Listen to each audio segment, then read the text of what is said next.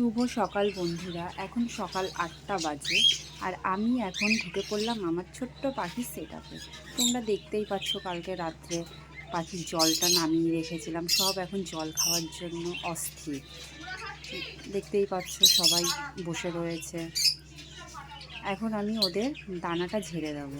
ওদের মিক্সড খাবারটা দেবো না, নর্মাল দানাটাই দেবো, যেহেতু প্রচুর গরম পড়েছে তো তাই মিক্সড খাবারটা দিলে কি পেট খারাপ হয়ে যাওয়ার চান্স থাকে। ওদের একের পর এক দেখো নর্মাল দানাটাই দিয়ে দিলাম।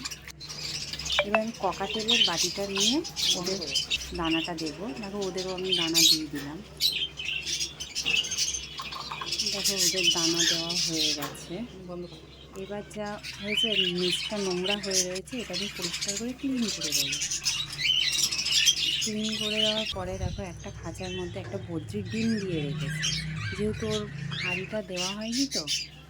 এবার আমি দিয়ে দেবো। প্রচণ্ড গরম পড়েছে বলে ওদের নর্মাল জল না দিয়ে আমি ওদের ওআরএস দেবো। একটা ওষুধের ঢাকনার মধ্যে দেখো 10 ml মতো ওআরএসটা ঢেলে নেব।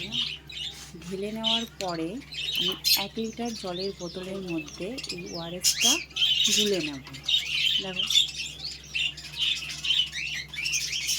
ঢালা হয়ে গেল। এবার এটা আমি ভালো করে ঝাঁকিয়ে গুলে নিলাম।